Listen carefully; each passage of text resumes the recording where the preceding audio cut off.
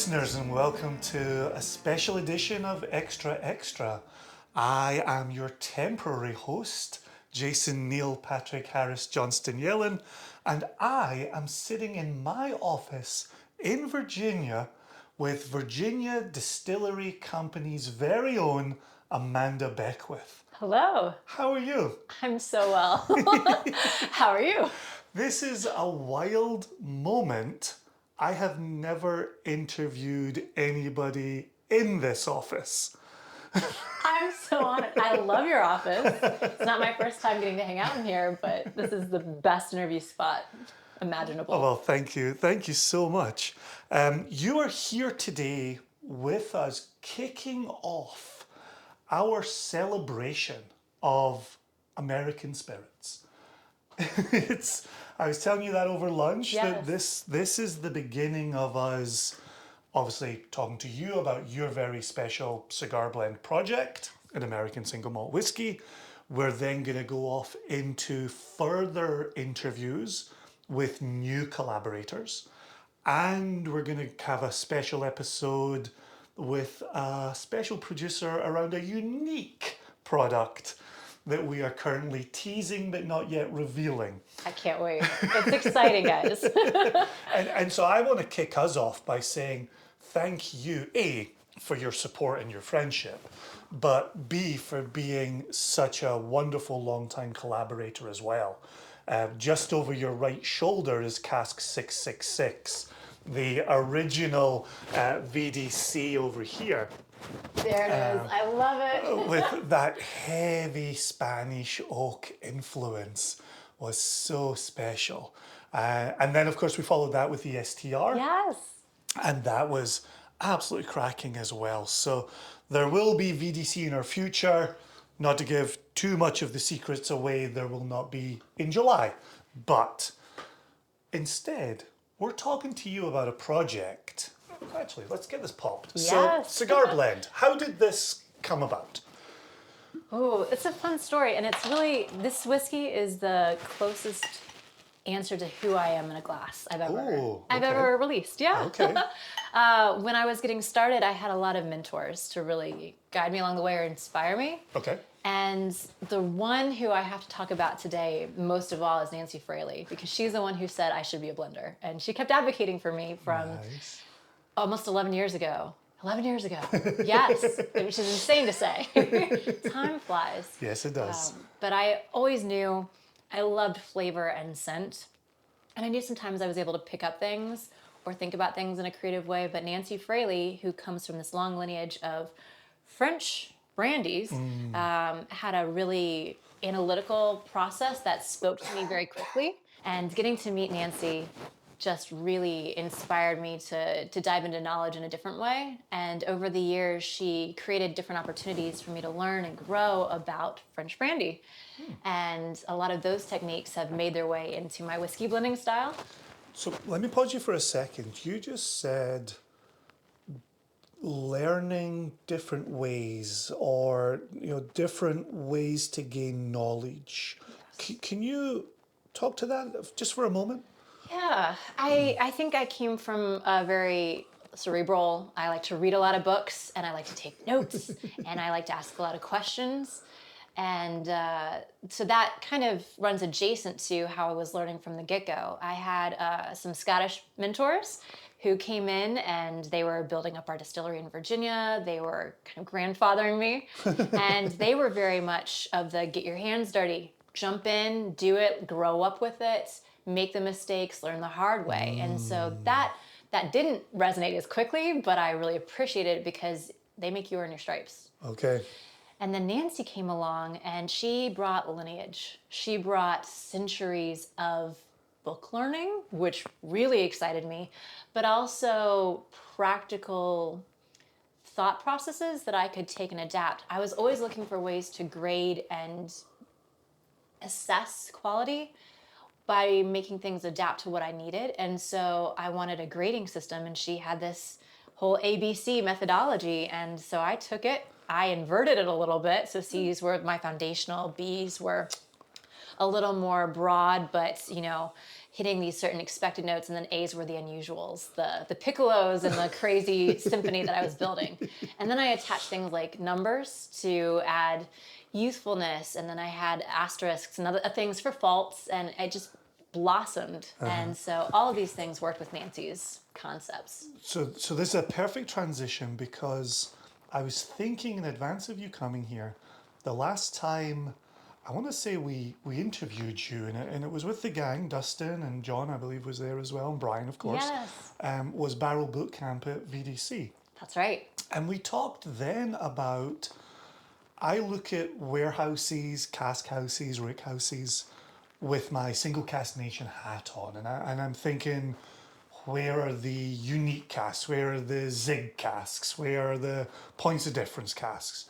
And in talking to you, you talk about looking at the cask house as a palette.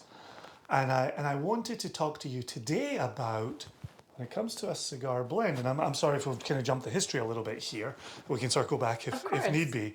I'm curious for you, as you look at your cask house, how did that palette start to form for you as you were thinking cigar blend and what you wanted to put in a bottle to represent yourself? Yes. I think the palette is a really apt analogy for what I do, because it's all like I'm creating something based on what I have to work with. I have to be practical. And there are moments where I can reach out and spend extra money and buy these crazy casks, of course. But for the most part, I have a very set of colors to work with. And so there's always the idea of, I want quality, but I also want to tell a story. I want to be authentic to Virginia.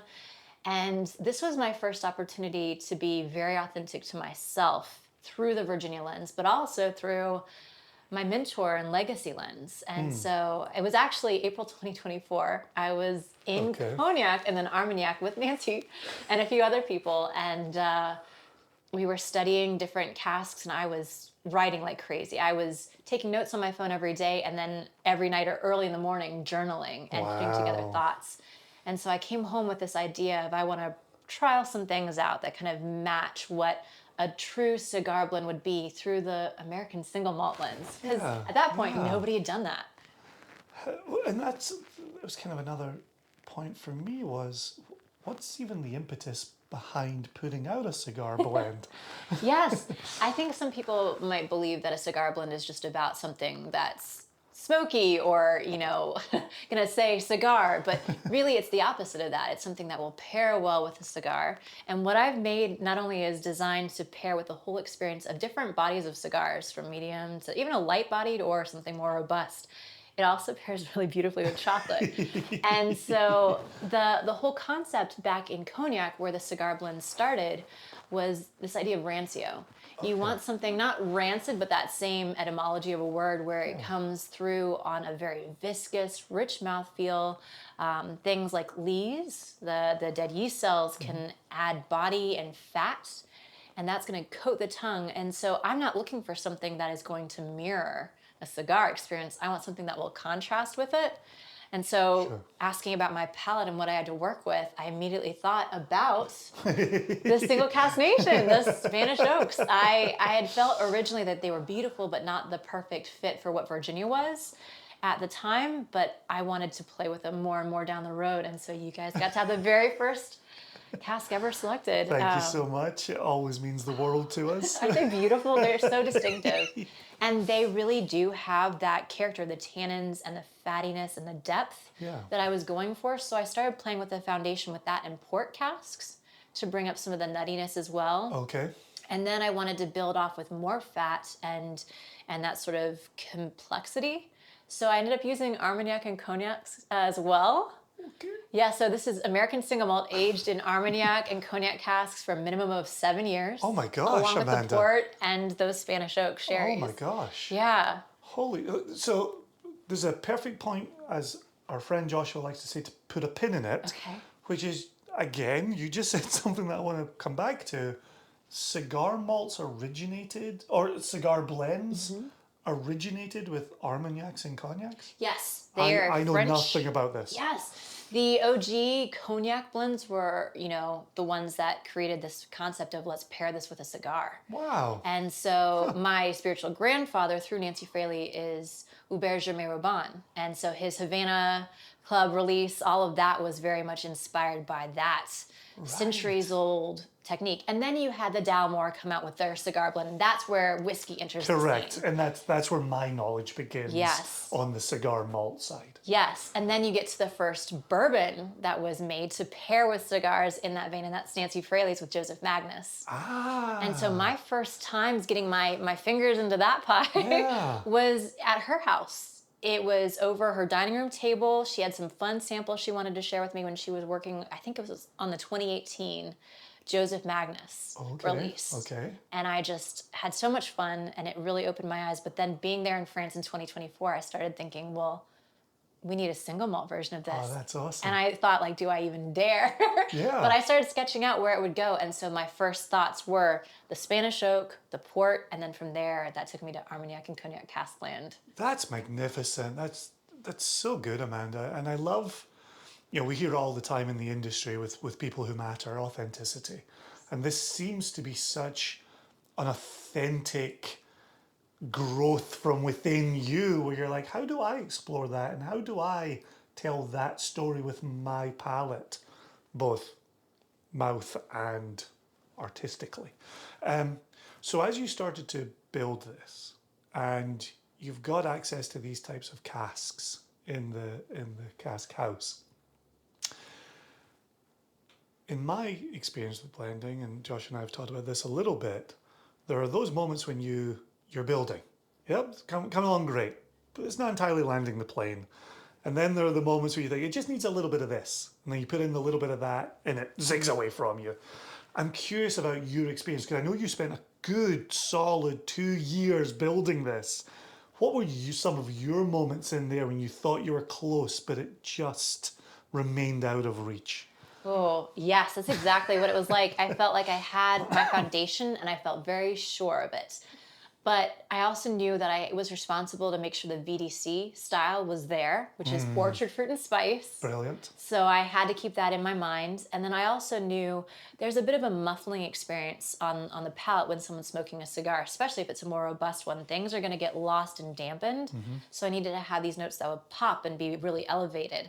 And that took me on the palate journey to Red Fruitland. So I ended up starting to incorporate different red wine casks, and I wanted primary maturation, all this depth. And I spiraled over to STRs for a while and found a couple that were just perfect fits. And then going back to France and my time over there, especially, I would fly into Bordeaux and then go up to Armagnac and Cognac, and then I'd come back from Bordeaux. So there's this weird sort of connect to me with Bordeaux wine and what I was learning and experiencing over there. So I had some Chateau Palmer casks, Cabernet Sauvignon, and that brought this wonderful depth. And I thought, okay, now I'm here, I'm done. And it was lovely. And I shared it with a couple people with cigars, and they thought it was exquisite. And I was like, but I'm not done yet. Okay. So at that point, we're a year in. Okay. And I knew it could be better. I always had this feeling, honestly, that there's something I can do to make it better. Either more time, I don't know, just I can get there. Just give me more time. But this time I actually had it. And I thought I was just playing on the small scale for myself anyway. And so I wanted a little bit more of that rancio fattiness, but in a honeyed, yeasty way, if that makes sense. And that took me to some Fino casks that I had tucked away that I love. So I ended up adding a few of those. Oh my and gosh. it just was incredible. And I was like, okay, this is what I want to drink now. We're there. But then I kept thinking there's one little thing missing. Oh, fantastic. And it was my Scottish grandpa's. As a cheeky nod to them, I put in an Isla cask. So I had a handful of Isla casks I was using just for my own fun on the side. Okay. That had never made their way into any VDC blend. And I just thought, if somebody's gonna have this with chocolate, but thinking about a cigar, I want some little playful whiff of smoke.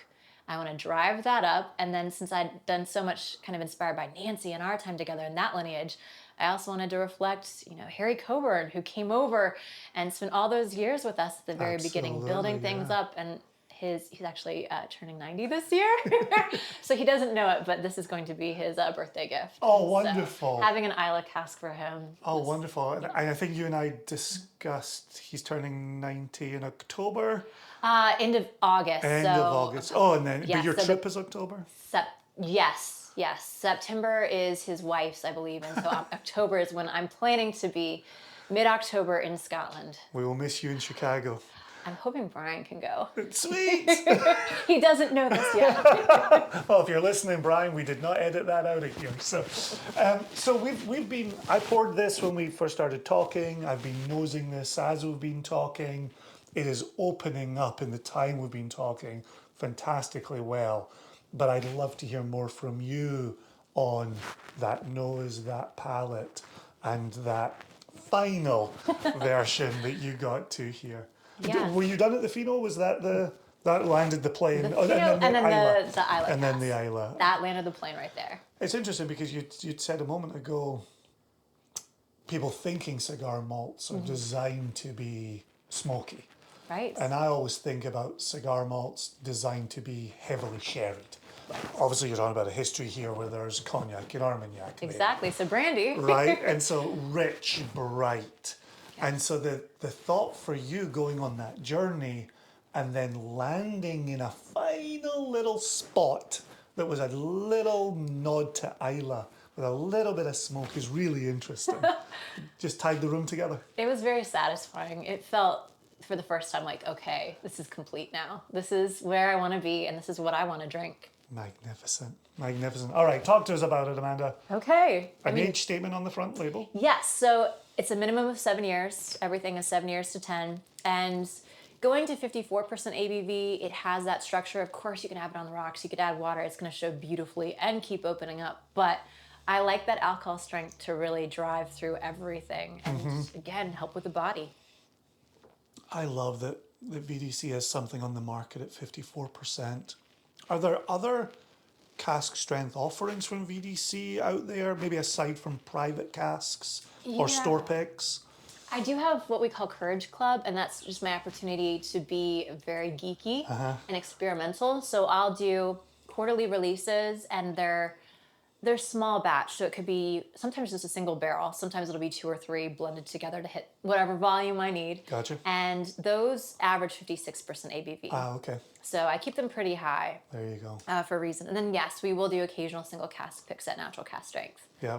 No, you're spot on. The texture that comes from that 54% strength really carries this across the palate. I love the velvetyness because it also does coat the tongue. And so sitting with my friends, because I'm not a smoker, I will happily sit with them, take lots of copious notes. What are you getting now? What's your mouth feel like? What's the exhale? And the exhale is really important. What you finish on, do you get a little kick of menthol when you breathe out? Nice. I'm always in search of it. We just had mint in the salad that we had for lunch. And so I don't know if I've led my own witness here, but yeah, there's a freshness to the out-breath. My goal was to cycle people through almost this journey of savoring it, feeling the whiskey slowly dissipate, getting that exhale just right, and then having that, I need another sip, come back through. And it's really cool to be able to do that with different styles of cigars because there are different bodies, and so you're going to have different things contrast. So some of these are going to get more of a contrast with the red fruit. Strawberry comes out, or raspberry, the chocolate plays up. Others, it's more nutty. Sometimes you really do get that light peat component, and others will be completely masked. So it is a journey. Yeah, I can imagine it, even aside from different cigars, I could even see time of day affecting this. Yes. You know, are you sitting focused on it? Are you sitting watching the TV? Are you having dark chocolate with it? It's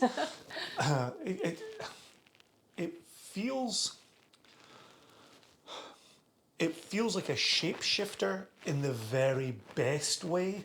And I love what you're saying there because I think it speaks, we talk about food a lot when we're not recording. It's true. Right? And as you eat through a meal, you're looking for evolution of flavors. You're looking for evolution of textures. And as we're sitting drinking this today, as you're talking about that full process of taking a sip, enjoying it, letting the finish linger, and then taking another sip, that's what I'm then getting another layer of this, another expression of this. This isn't the same mouthful each time I sip it. Exactly. I get really bored with one-dimensional whiskeys. And I love the complexity that works together. Like, it is cohesive. It does tell a very linear story in the sense that it opens and you can expect where it's going to go to an extent. You might get a little surprise, but it does lead in logically. And yet it's going to continue to evolve for hours. Oh, the more it absolutely. opens up, the more you pair it with things, where you are, it's just going to expand to match. That's really phenomenal. What I'm really enjoying, selfishly, it's already enough that we're sitting here having an exquisite dram together in my office, but what I'm also enjoying selfishly is I'm tasting particular corners of the cask house at VDC as I'm tasting this. And the conversations, again, we've had on site where I've been lucky enough to taste the Fino casks. I've been lucky enough to taste the Spanish oak casks, the STR, some of the red wine. And there are little pockets of this experience where I'm like, oh, that takes me to the back left corner of the cask house. Oh, this is middle front, where the STR is. I love that I mean, other than me and Brian, I don't think anybody else has those thoughts. It's incredible. But it's so satisfying, right? Because I'll have those thoughts sometimes about specific whiskeys from places that I trained in or studied with. Yeah. And it's so romantic to be able to do that and think, I'm in a real place. This whiskey is transporting people somewhere that's near and dear to my heart, and hopefully going to make memories for them where they are and become part of their story. When it's whiskey, it's meant to be part of a story, right? Exactly. Memories made. And involve people and memories. Yeah, it makes me think of maybe one of my first trips where you and Brian were like, should we give him the Honey Nut Cheerio cask? Yes. And I was like, I think it was 10 a.m. I was like, I would like the Honey Nut Cheerio cask. And it was just phenomenal, really phenomenal. A question for you sitting here. I've got orange notes roaming around here, and even a little bit of that Terry's chocolate orange experience that I'm very fond of. Where are you finding? Those are the Cab Sauves. Oh, Yes. interesting. Okay. Yep. Wow, Cab Sauv gives orange? Yes. And chocolate orange at that? The ones that I selected for this, and that chocolate orange note was actually some of my original tasting notes for those specific casks. Yeah, there's a nuttiness that lurks under it a little bit, but yeah, together it just, I love it. Man, I keep coming back to the texture. Josh and I are texture guys. I just keep coming back to the texture. So we've talked about not being cigar smokers, but dark chocolate people. And in coming here today, you said, what can I bring? And I said, you are in charge of the dark chocolate. So should we do a little pairing of dark chocolate with your cigar blend? Oh, heck yes. All right, so what are you opening over there? Oh my gosh, this is like Charlie Bucket over here. Just call me Willy Wonka.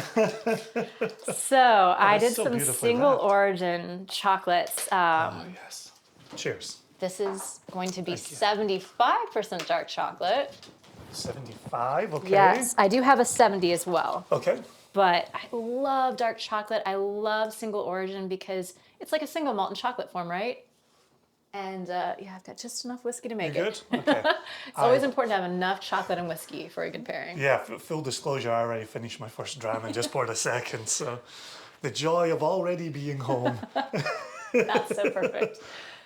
Yeah. Okay, so how do we do this? So I would go ahead and put the chocolate in my mouth. Okay. And it's going to start to melt because the warmth of your mouth, and then the whiskey can come in right on top of it. Okay. And even do a bit of a breathing. Okay. You can breathe in and out. Gosh.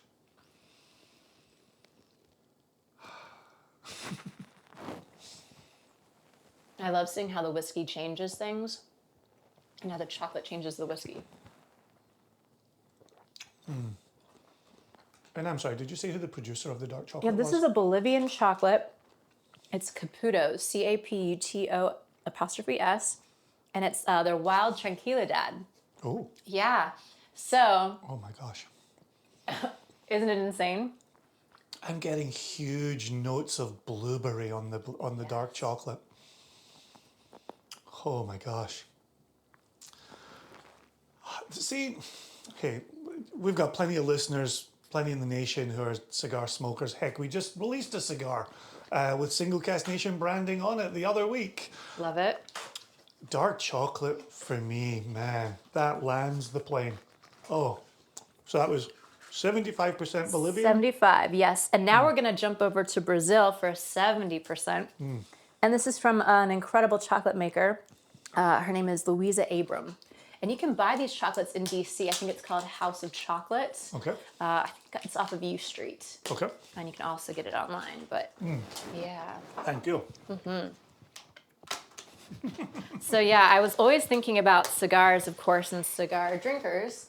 But I can't go 20 minutes without also thinking of chocolate. So. Okay. That one smells a little drier, maybe even a little more bitter on the nose.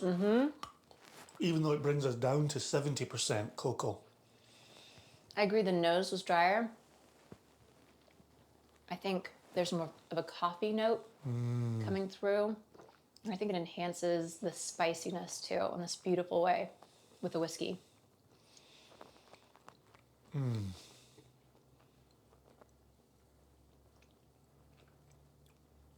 Oh yeah, it's almost like a roasted coffee bean note on the dark chocolate. And maybe some banana too, like really good ripe. Like Amazon rainforest bananas. Another route you take to get to cognac country. Oh, you know. That route you were describing a minute ago. And I often go through Bordeaux, as one does. Well, Life is what you make it, Amanda. exactly. You can rent a car in Bordeaux and drive just right out. It's perfect, guys. Okay, which one did you like better, the 75% or the 70%? Both of them were fantastic.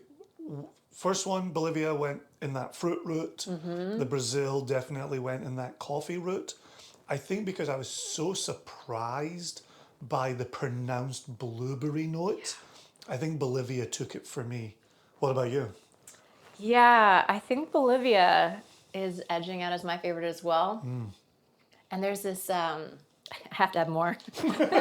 Are you ready for more too? I'm ready for another dram and I just polished off my second one. I love it. Yeah, I think there's this like. Yeah, this is back to Bolivia? Yes. Cool. There's a piece down below. Thank hiding. you. Yes. Oh, hiding real well. Yeah, thank you. Okay, so back to Bolivia. Yeah.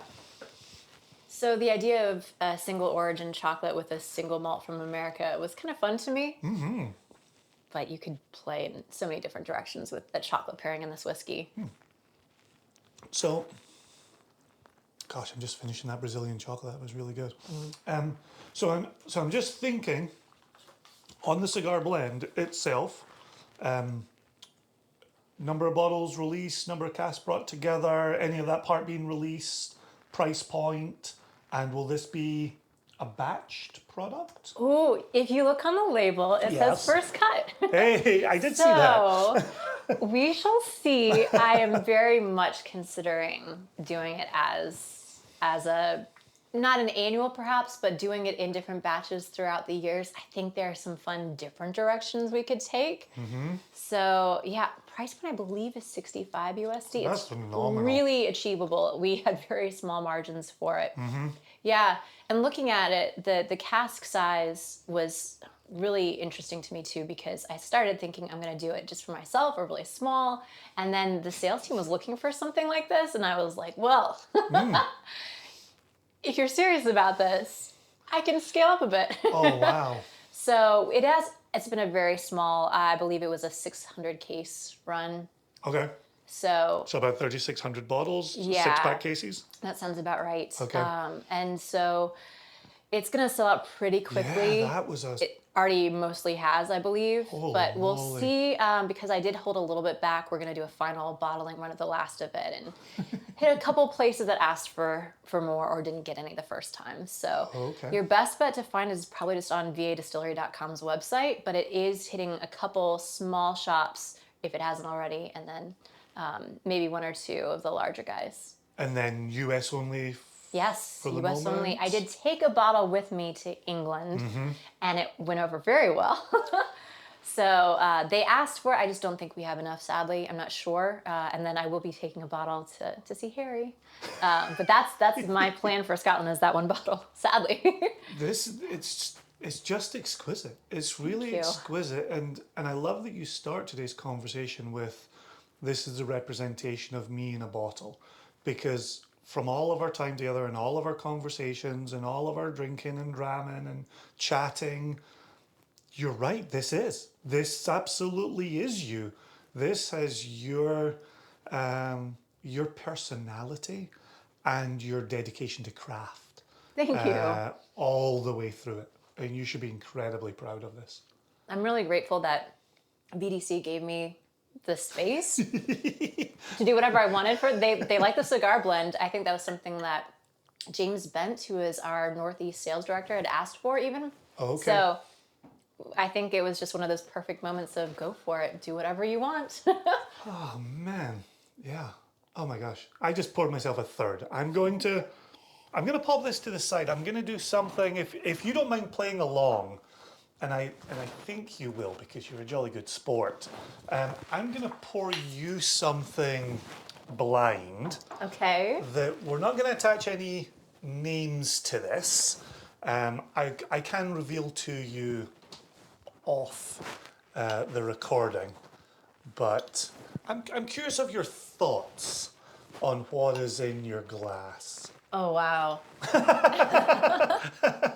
Okay, don't bury the lead.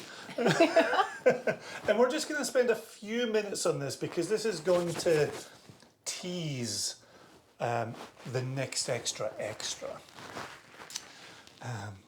Could you, in your professional capacity, and I've only just put you on the spot by handing you this, could you talk us through what you get on the nose here and then what you get on the palate? I can take your other glass. Oh, I'm going to hug it. You all right? We're good, yes. You're good. You're good. Okay, so on the aroma, there's this loaminess. It's interesting because I think of loamy as earthy, but also bright together. And there's Oh my gosh. a maltiness Oh, yes. Yes. that comes with this sweet undercurrent. Mm-hmm. Sweet as in like treacle to me. Oh, interesting. Treacle. Okay. So it's really got that kind of grounding quality Yes. for you. The loamy, partly earthy, but then treacle. Yeah, and there's a hint of citrus. Oh my gosh. It's just like right in the middle. Oh yeah. I get the citrus pop. Mm-hmm. I love what you're saying about the malt. Yes. Because for me, the citrus leads, the bright leads, and the malt is what grounds it for me. I can see that too, yeah. Oh my gosh. Oh. And this is tasting this after the cigar blend as well. This is fun. This yeah. is holding up. It is. There's a nice viscosity, a nice sweetness.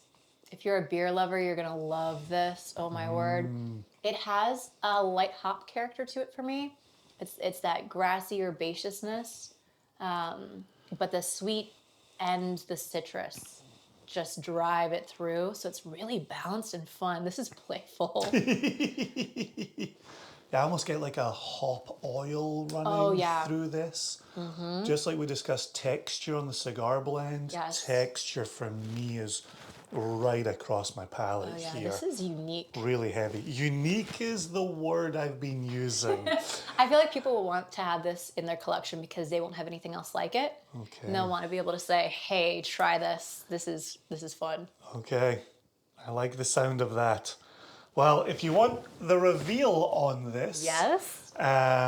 listeners, be sure to tune in to the next extra. There will be a One Nation Under Whisky with a new collaborator in between our two extras. But I will be sitting down with the producer of this very unique expression and talking through it with them. But before I wrap up today's episode, Amanda, it is a pleasure getting to hang out with you. And I do have to say, and I didn't want to derail our conversation too much, but the beer cask releases and those batches that have been coming out from VDC have been extraordinary as well. And the gingerbread stout is just over my shoulder. You can't see it for the gigantic banner in my small office, but that is just over there as well. And you know we are champions of VDC. You know how much we absolutely love what's happening in Livingston, and with you and Brian and John and Dustin and Gareth and the incomplete Joshua Hatton list here. We're really impressed by what's happening in your corner of the American single malt whiskey space. So keep it up. Thank you. Thank you so much for being advocates for American single malt and for VDC. It means the world to us. We're small, we're independently owned, and we're very passionate. So having advocates like you is just a huge gift. Easily done. Easily done. Still make the Glenmurray connections. We still want Ian Allen to come over here and come see the distillery for himself. When you're in Scotland, let me know if you're going to be anywhere near Elgin. We can maybe get you over to Glenmurray. You can get to see Ian if he's around. That'd be amazing. That would be a really good crossover there as well. That would mean a lot. So, well, cheers to you, to your success with Cigar Blend. Thank you. And to the ultimate release of whatever that was we tasted at the end. Oh, cheers to that. Cheers, Amanda. So there you have it, dear listener. An absolutely splendid time with Amanda Beckwith. A genuine, authentic human being, always putting her best foot forward, whether that's whiskey or just as an existing human being. So we absolutely cherish her. Please, if you have any questions, drop us a note, info@singlecasknation.com.